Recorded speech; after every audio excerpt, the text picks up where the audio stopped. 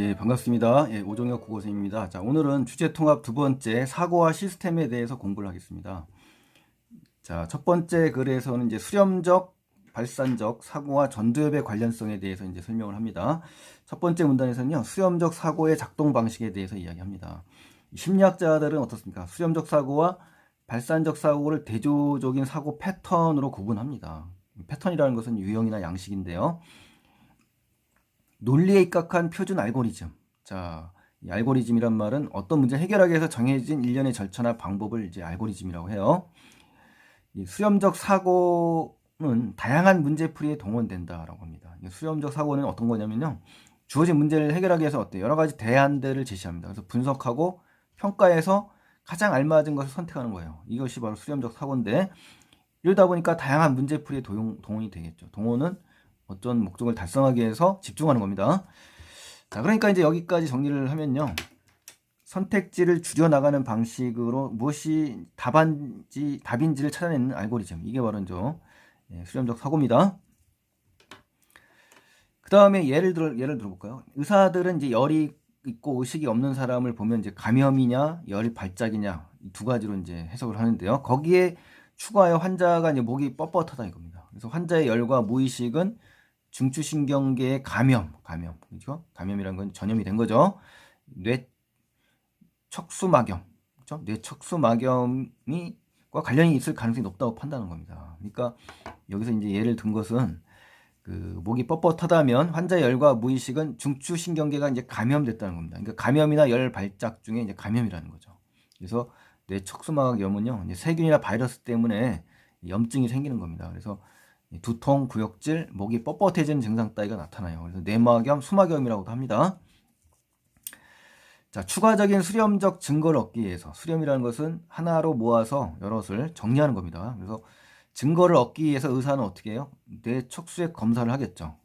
그 결과 이제 여기서 어떻습니까? 뇌 척수액은 이제 수액이라고도 하고 뇌장이라고도 합니다. 그래서 이 백혈구가 일정 기준 이상 증가됐다면 가정하는 거죠. 감염을 의심하고 세균 및 바이러스 등의 감염원을 파악해 치료를 시작하게 된다는 겁니다. 그러니까 백혈구라는 거는 세균을 잡아먹고 면역작용을 하는 거거든요. 이게 늘었다는 건 지금 세균이 지금 감염이 됐다는 얘기지 않습니까? 신호지 않습니까? 자, 그래서 이제 수렴적 증거는 결국 뭐다? 수렴적 사고에서 선택지를 줄이기 위한 사실들을 얘기하는 겁니다. 그래서 수렴적 증거를 통해서 선택지는 더욱 정답에 이제 수렴하겠죠. 그렇지만 수렴적 증거를 발견해서 선택지의 범위를 좁혀나가는 논리적 알고리즘이 적용되지 않는 경우 예외가 있다는 거예요. 예외. 그게 바로 뭡니까? 변칙이라는 거예요. 변칙. 변칙이라는 건 뭐예요? 불규칙하다는 거예요. 변격. 그렇죠? 규칙에서 벗어나는 거. 이런 게 발생하면 이제 수렴적 사고는 어떻게 된다? 난관. 즉 난관이라는 것은 난항, 곤경, 장애, 고비. 여기에 이제 봉착이라는 것은 맞닥뜨린다. 당면한다. 부닥친다. 뭐 이런 뜻입니다. 그러니까 어려움에 처한다 이거죠. 쉽게 말하면. 그렇죠? 이게 변칙 현상이라는 것은 구체적으로 뭡니까? 수렴적 증거의 일종으로 여기지만 수렴의 결과가 결국 답이 없다는 얘기죠. 그렇죠? 답이 안 나온다는 얘기잖아요. 자, 그럼 뇌척수막이라는 단어를 한번 보면요. 뇌와 척수를 둘러싸고 있는 세 층의 막이 이제 뇌척수막이라고 합니다. 바깥쪽부터 경질막, 거미막, 연질막 등이 있다고 그래요. 그러니까 참고로 한번 읽고 넘어가시면 되겠죠. 자, 여기서 이제 수능특강 문제에 나온 걸 한번 정리를 해봤습니다. 처리는 만약에 이러한 답을 암산했고 또 선택지로 이렇게 쭉 제시됐다고 합시다. 이게 가정한 거예요. 그럼 처리는 이제 569의 끝자리가 7과 4의 곱이 28인 1의 자리수 8이 아닌 것으로부터 569가 답이 아니라는 것을 아는데 시간이 좀 걸렸단 말이죠. 그렇죠? 시간이 걸렸죠. 그러니까 이건 뭡니까? 처리가 이제 답이 아니라는 것을 인식하는 데에는 수렴적 사고가 지금 작동된 겁니다. 그렇죠? 그리고 수렴적 사고는 증거를 계속 발견하는 과정이잖아요. 그래서 답의 범위를 좁혀나가는 과정이죠. 그러니까 이런 논리적 알고리즘을 사용했기 때문에 수렴적 사고를 쓴 겁니다. 처리가. 그리고 1의 자릿수에 대한 수렴적 증거로부터 560가 답이 아니라고 판단했죠. 이렇게 하나하나 증거를 계속 확인하면서 선택하는 이런 것을 이제 수렴적 사고라고 합니다. 그래서 이 예를 잘 기억을 하셔서 어떨 때 수렴적 사고인 것인지를 확인해 주시라는 의미에서 달았습니다. 자, 두 번째 이제 발산적 사고의 작동 방식을 한번 볼까요? 이렇게 사람들이 이제 논리적 알고리즘을 그들의 관찰을 설명할 수 없을 때 어떻게 합니까? 발산적 사고를 동원하는 겁니다. 이 발산적 사고라는 건요, 수렴적 사고와 이제 비교를 하셔야 되는데, 문제에 대해 가능한 여러 가지 답을 다양하게 산출하는 겁니다. 그래서 이런 사고를 하는 사람은 여러 가지 답을 허용할 수가 있어요. 자유응답 질문을 좋아하는 창의적인 그런 사고를 이제 발산적 사고라고 합니다. 그래서 다양한 해결책이 나오겠죠. 그렇죠? 다양한 창의성이 이제 돋보인다는 거. 두 가지 다양성과 창의성을 꼭 기억하셔야 돼요. 그래서 이런 아이디어를 생각했는데 사용하는 사고 과정이나 방법을 일컫습니다. 그래서 발산적 사고의 개념이 나온 거고요. 수렴적 사고와는 이제 반대 방향이면서 선택지를 오히려 감소시키는 게 아니라 늘려나가는 겁니다. 그러니까 정반대의 비교를 하셔서 확인을 해주시기 바랍니다. 자, 2페이지로 넘겨보시고요. 사람들은 종종 변칙 현상을 그렇죠? 맞닥뜨리게 돼요. 봉착이란 말 앞에 나왔죠. 그러니까 다른 단어가 이렇게 변형해서 나오니까 꼭 기억을 하셔야 됩니다. 자신의 사고 과정을 이제 수렴적 사고에 제한하는 사람은 변칙적인 관찰 사례들을 이제 무시하게 되죠. 그렇죠? 무시한다는 것은 묵살한다, 경시한다, 가볍게 보는 거죠. 그러나 발산적 사고를 하는 사람은 어떻습니까? 이러한 변칙 현상을 새로운 선택지를 발견하는 모험이라는 거, 모험, 도전한다는 거, 도전을 하기 위해서 사용한다는 거죠. 그래서 이 발산적 사고는 널리 퍼진 생각이나 표현의 양상, 즉 논리에 입각한 표준적인 알고리즘을 따르는 것, 이것이 탈피한다는 얘기입니다. 이것, 그렇죠? 이게 수렴적 사고지 않습니까? 거기에서 이제 탈피해서 다른 방향으로 나아가는 것을 가능하게 해주는 것이 바로 발산적 사고의 역할입니다. 그러므로 발산적 사고를 하는 사람은 어떻습니까? 변칙 현상을 보게 되면 어때요? 이 관찰 사례가 들어맞는 틀, 즉 패턴이죠. 앞에 나왔던 패턴. 이게 없다는 것을 인식했을 때 새로운 틀, 자, 새로운 거, 창의적인 생각이죠. 찾아낸다라는 겁니다. 그래서 발산적 사고는요, 논리를 벗어나서 처음부터 다시 검토한다는 얘기입니다. 자, 그럼 여기서 아까 그 수렴적 사고와 마찬가지로 처리의 그 경우를 한번 보겠습니다. 처리가 막 아까 그 문제를 통해서 종이와 연필을 사용하지 않고 암산으로 풀기가 어렵다고 생각하는 경우가 있습니다. 그렇죠? 자, 그러면은 처리가 문제의 암산이 어렵다는 것을 아는 데에는 뭐냐? 수렴적 사고보다는 발생 사고가 사용됐다. 이건 틀렸죠. 왜냐하면 수렴적 사고는 계속 증거를 발견하는 겁니다. 답의 범위를 좁혀 나가는 거예요. 그렇죠? 발산적 사고는 뭐다? 다양한 해결책을 탐색하고 창의적인 아이디어를 생각해 내가는 과정입니다. 그러므로 암산이 풀기 어렵다고 판단하는 과정에서 수렴적 증거를 통해서 이 문제가 암산으로 풀기 어렵다는 것을 발견한 거지 않습니까? 그렇기 때문에 이것은 발산적 사고가 아니라 수렴적 사고에 해당된다고 볼 수가 있는 겁니다. 그래서 이게 뒤바뀐 겁니다. 그래서 다양한 해결책을 탐색하여 창의적인 아이디어를 생각해내는 발산적 사고는 아니다라는 겁니다. 그래서 이 부분 아주 중요합니다. 여러분 시험에 많이 출제된다면 변형이 되면 다양하게 어떻게 나올지 모르기 때문에 이 발산적 사고와 수렴적 사고의 정확한 차이, 바로 이런 예를 통해서 확실히 기억을 해주셨으면 좋겠습니다. 자, 세 번째 문단입니다. 이제 발산적 사고와 이제 전두엽의 관련성인데요. 이 발산적 사고와 전두엽, 특히 전두엽이라는 건 뭐냐면요, 대뇌 반구의 일부고요, 중심구보다 앞쪽에 이제 튀어나온 부분입니다. 그래서 기억이라든가 사고, 판단 따위의 고도의 정신작용을 관장하는 아주 중요한 부분이에요. 자, 그래서 일찍부터 이제 알려져 있는데 위스콘신 카드 분류 검사라는 게 있어요. 자, 여기에 이제 이거는 테스트하는 건데요. 전두엽 기능이 정상인가를 테스트하는 방법이 바로 이러한 카드 분류 검사예요. 자, 발산적 사고를 검사할 수 있는 표준적인 방법으로 일찍 정착된 겁니다. 이 위스콘신 카드 분류 검사가요. 이 검사에서 피험자는 이제 실험 대상자예요. 한 세트의 카드를 받고 카드를 분류하는 원칙을 모른 채 몰라요. 카드를 하나씩 분류할 때마다 시험관의 반응으로부터 그 원칙을 추리해야 하는 겁니다. 그렇죠? 그 최초의 분류 원칙에 도달하는 것은 수렴적 사고를 요구하고요. 그렇지만 검사가 진행되는 동안 시험관은 막 분류 기준을 막 자유자재로 바꾸거든요. 제멋대로. 그럼 어때요? 일관성이 없죠, 기준이. 그러니까 논리를 위반하고 수렴적 사고는 변칙 현상으로 이제 혼란을 이제 맞닥뜨리게 될 거 아닙니까? 예를 들면 가령 처음에는 모양이 기준이었지만 나중에 색으로 바꾼다던가, 그러면 피험자는 어떻게 돼요? 그 시험관의 반응에 따라 분류 전략을 바꿔야 되는 겁니다. 그렇죠? 그래서 피험자가 바뀐 분류 기준을 추론하는 이 능력이 바로 뭐다? 발산적 사고에 직결되어 있는 겁니다. 직접 연결되어 있는 거예요. 그래서 규칙이 변경될 때 가능성까지 생각이 미쳐야 되는 거죠. 그러니까 이전의 규칙은 더 이상 적용되지 말아야 한다는 인식에 도달해야 된다는 겁니다. 그래서 발산적 사고에서만 가능한 거예요. 그래서 이 부분 정확하게 기억하시고요. 이 발산적 사고에는 뭐다? 전두엽이 가장 중요한 역할을 한다는 거예요. 그래서 의학적으로 제어하기 힘든 간질 치료 같은 경우에 전두엽 절제술을 하게 됩니다. 그럼 환자가 이 카드 분류 검사를 한다. 그러면 제대로 통과할 수 없다는 것은 뭡니까? 발산적 사고와 전두엽이 아주 긴밀한 관계, 아주 중요한 역할을 하고 있다는 거죠. 전두엽이. 자, 네 번째 문단으로 가겠습니다. 이제 발산적 사고와 전두엽의 연결 방식은 뭐냐? 이거에 대해서 이제 공부를 합시다. 전두엽이 어떻게 발산적 사고와 관련됐는지 분명하게 밝혀지지 않았대요. 아직까지는. 하지만 여러 방식 중에 한 가지가 있는데 내분비계의 조절. 내분비계는 이제 뭡니까? 호르몬을 만들고 신체 내부로 분비하는 기관들의 모임이래요. 시상하부, 뭐 갑상샘, 이자, 뭐 정서, 난소 이런 것들이에요. 그러니까 이걸 조절한다고 하는 거예요. 그러니까 관련됐다요. 관련. 그래서 발산적 사고는 대뇌 피질, 대뇌 표면을 덮고 있는 그 회색빛의 백질의 층입니다. 그래서 신경세포가 모여 있는 그런 부분이라고 합니다. 자, 이 대뇌 피질에서 다양한 의미 개념의 연결망이 활성화를 요구하고 있대요. 그리고 이 연결망의 활성화를 촉진하는 것이 바로 뭐다? 신경 전달 물질인 카테코라민류. 발음도 어렵네요. 주로 교감 신경 전달 물질이라고 하는 그러한 물질입니다. 뇌 안쪽 깊숙이 있는 뇌간, 척수와 대뇌 사이에 있다고 합니다. 줄기간자거든요. 그러니까 줄기처럼 연결된 뇌 부분을 뇌관이라고 합니다. 그래서 이 뇌관의 일부인 뇌교, 다리의 교자지 않습니까? 그러니까 다리뇌라고도 합니다. 그래서 중간뇌와 숨뇌 사이의 부분이라고 해요. 이 위치한 뉴런, 신경단입니다. 신경단이.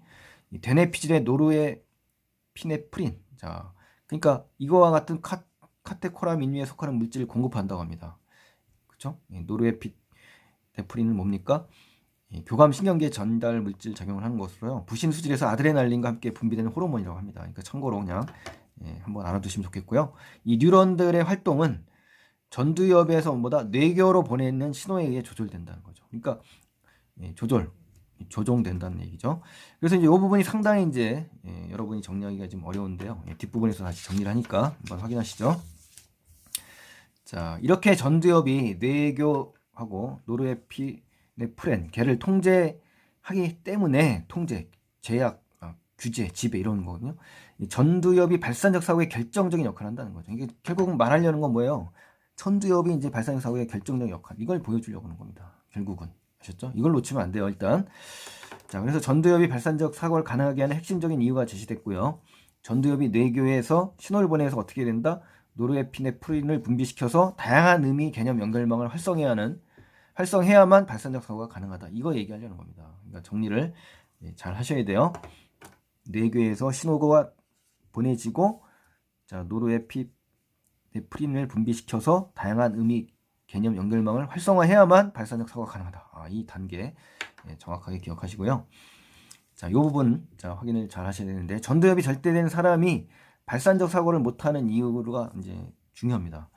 전두엽이 뇌교에서 노르에피네프린의 분비를 촉진하라는 신호를 보내지 못하기 때문에 그런 겁니다. 즉 발산적 사고는 이제 대뇌 피질에서 다양한 의미 개념 연결망의 활성화를 요구하고 있고, 이 연결망의 확산을 촉진하는 것이 바로 얘입니다. 아셨죠? 그런데 이 신경 전달 물질 분비하는 곳이 어디다?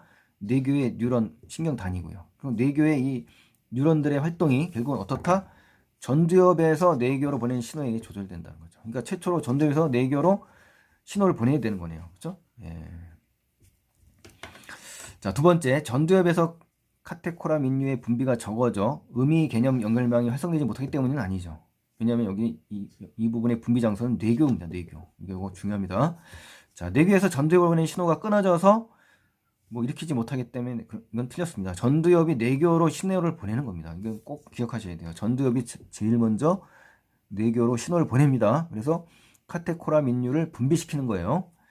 그리고 전두엽에서 이 카테코라민류가 많이 분비되어서 어떻게 된다? 의미 개념 연결망의 활성화를 저해하기 때문이다. 이건 틀렸습니다. 전두엽이 뇌교로 신호를 보내는 건 맞아요. 그렇죠? 하지만 이 활성화를 저해하는 건 아니라 이 노르에피네프린을 분비시키기 때문에 그래요. 자, 다섯 번째, 의미 개념 연결망을 뇌교에서 활성화시킨다. 이것도 좀 잘못됐죠. 이거는 대뇌 피질에서 활성화되는 겁니다. 아셨죠? 그래서 이 관계를 좀 정리를 잘 하셔서 기억을 하셔야 됩니다. 그래서 이 부분을 좀 정확하게 기억을 해주시면 좋겠네요. 자, 여기까지 이제 정리를 해드리시면요. 이 글은 이제 수렴적 사고와 발산적 사고에 대해 소개하고 있고, 수렴적 사고는 뭐다?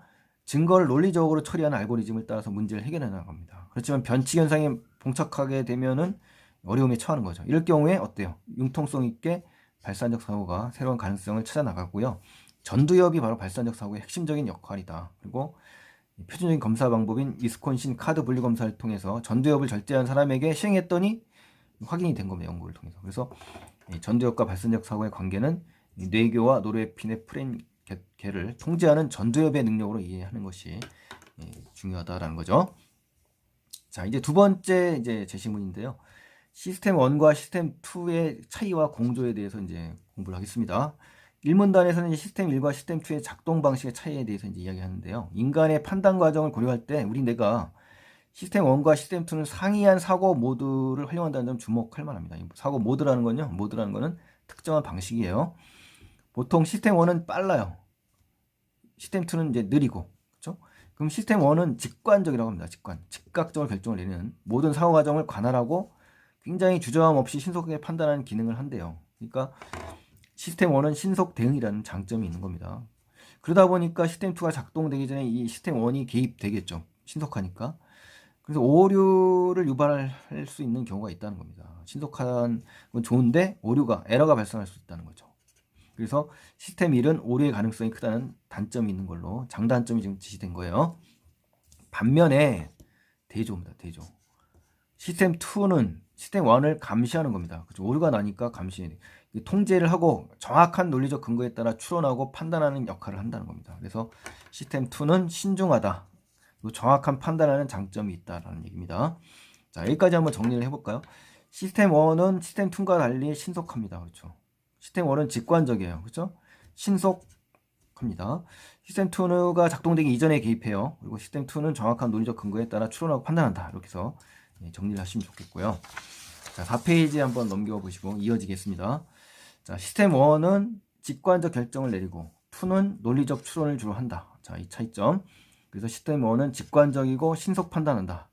그리고 시스템 2가 작동되기 이전에 개입한다. 이렇게. 시스템 2는 정확한 논리적 근거에 따라 추론한다. 이렇게 해서 비교를 하시면 좋겠습니다. 자, 처리라는 이제 아까 이 처리 예문 들었죠? 처리가 만약에 답을 암산하고 선택지로 쭉 했을 경우에 처리가 이 4609가 너무 크기 때문에 즉시 판단해서 답이 아니라는 것은 이제 시스템 1이 작동된 거죠. 그렇죠? 시스템 1은 이제 빠른 사고고 직관적이기 때문에 주저함 없이 신속하게 판단하기 때문에 이제 시스템 1이라는 걸 우리가 알 수가 있는 거고요. 네 번째, 처리는 이제 시간과 에너지를 많이 소모한 끝에 답을 얻었어요. 그러면 어떻게 해요? 처리가 시간과 에너지를 많이 소모한 것은 답을 구하기 위한 안정화된 뒤에 이제 시냅스 구조가 나옵니다만 미리 얘기하겠습니다만 이게 형성되지 않았기 때문이고요. 시스템 2는 이제 일단 느린 사고입니다. 정확한 논리적 근거에 따라 추론하고 판단하기 때문에 그렇습니다. 그래서 시간과 에너지가 많이 소모되는 이 시스템 2의 가동으로 신속하고 수월한 시스템 1의 가동이 가능해지려면 어때요? 뇌세포와 뇌세포를 연결하는 접점인 이 시냅스 반복되는 작업 수행을 해야 됩니다. 그래야 단백질 합성이 이루어져서 효율적으로 신호를 전달하는 안정화된 심수 구조를 구축해야만 시스템 2가 이제 빨라지는 겁니다. 자, 그럼 이제 두 번째 내용 이제 이어지겠습니다. 문단 휴리스틱을 이용한 시스템 1의 작동 방식입니다. 휴리스틱을 아셔야 되겠죠? 자, 시스템 1의 작동 방식의 한 가지는 이제 휴리스틱인데요. 이 휴리스틱이라는 건 이제 의사결정 과정을 단순하여 만든 지침이 바로 휴리스틱입니다. 그래서 시스템 2를 가동하는데 시간과 에너지를 절약하기 위한 전략이 바로 휴리스틱입니다. 그래서 어려운 질문이 주어졌을 때 불완전하더라도 신속하게 답을 찾는 데 도움이 되는 단순한 절차가 바로 휴리스틱입니다. 아셨죠? 개념이 나온 거고요. 시스템 1은 이제 어려운 문제를 쉬운 문제로 대체하는 겁니다. 그래서 그 쉬운 문제에 대한 답을 신속하게 제시하는 것이 바로 시스템 1이고요. 예를 들어 이러한 그 곱셈이 얼마냐 물었을 때 정확한 답이 이거라고 한다면 시간과 에너지가 많이 소모되니까 문제를 그냥 30, 30으로 대체해서 그렇죠? 27에 가까운 30, 33에 가까운 30으로 해서 편하게 그렇죠? 어려운 문제를 쉽게 이게 대체하는 이런 휴리스틱의 일종을 말하는 겁니다. 그래서 정확한 답은 아니지만 목적을 신속하게 달성할 수 있는 장점이 있다는 거죠. 그래서 900이라는 근사값을 신속하게 제시할 수 있는 거죠. 급하게 만약에 문제를 처리하는 상황에서 정확한 답을 얻으려고 지연되면은 이것보다는 대략 10%의 오차를 갖더라도 900이라는 답을 내놓을 수 있다는 것이 유리한 장점이 있다는 겁니다. 아셨죠? 예. 자, 그러면 이제 정리 한번 해볼까요? 어렵진 않죠. 예, 앞에 1문 첫 번째 그 글보다는 훨씬 더 쉬운 것 같아요. 자, 시스템 2는 가동하는 데 에너지가 많이 소모됩니다. 시스템 1은 수월하게 작동되기 때문에 그래요. 그리고 휴리스틱은 시스템 2를 가동하는 데 시간과 에너지를 많이 절약하기 위한 시스템 1의 전략입니다. 그 시스템 2의 가동으로 수행하던 동작이 반복되다 보면 이제 나중에 어때요? 동일한 동작을 시스템 1이 담당하게 돼서 신속하고 수월하게 수행할 수 있다는 겁니다. 그리고 시스템 1과 시스템 2는 모두 휴리스틱을 동원하여 효율을 높인다 그랬는데 틀린 겁니다. 왜? 휴리스틱이라는 건 어려운 질문에 대해 불완전하지만 적절한 답을 찾는 단순 절차거든요. 그러니까 이 시스템 2를 가동하는 데 시간과 에너지를 절약하기에 시스템 1에 작동되는 겁니다. 그러니까 시스템 2는 시스템 1과 달리 휴리스틱을 동원하는 게 아니에요. 예, 꼭 구별하셔야 됩니다. 아주 중요합니다. 그러니까 시스템 2는 휴리스틱을 동원하는 개념이 아니라는 거. 자, 세 번째 문단 가겠습니다. 사고의 숙달과 새로운 시냅스 구조의 형성입니다. 그래서 그렇지만 어떤 사람은 이런 답을 얻기 위해 시스템 2를 가동해야 하는 경우도 있습니다. 그렇죠. 사람에 따라 다르다는 얘기죠. 같은 사고라도 숙달 여부, 그렇죠. 이제 숙련되고 통달한 거의 여부에 따라, 가부에 따라 시스템 1을 가동하기도 하고 2를 가동하기도 한다는 겁니다. 처음에 이제 시스템 2의 가동이 수행하던 동작이 반복하고 동일한 동작을 시스템 1이 담당하게 되면 어때요? 그때 이제 신속하고 수월하게 되는 거죠. 그래서 그때 이행할 수가 있는 겁니다. 그리고 시스템 2가 하던 일을 이제 시스템 1이 담당하는 겁니다. 그래서 뇌 속에 새로운 회로, 그렇죠? 어떤 경로가 순환하는 부분을 회로라고 하는데 이게 형성되고 이 회로의 소규모 모듈이 또 모듈 어떤 그 프로그램을 기능별로 분할한 논리적인 일부분을 모듈이라고 합니다. 그래서 이 모듈로서 단일한, 그렇죠? 단순한 기능을 신속하게 또 수행할 수 있는 능력을 얻게 된다는 겁니다. 자, 이 부분 정확하게 정리하시고요. 자, 이제 마지막 5페이지로 가겠습니다. 굉장히 기네요, 글이. 예, 이것은 뇌세포와 뇌세포를 연결하는 접점인 시냅스. 자, 시냅스를 꼭 기억하셔야 되는데, 신경세포의 신경돌기 말단에 다른 신경세포와 접합하는 부분을 이제 시냅스라고 합니다. 연접이라고도 해요.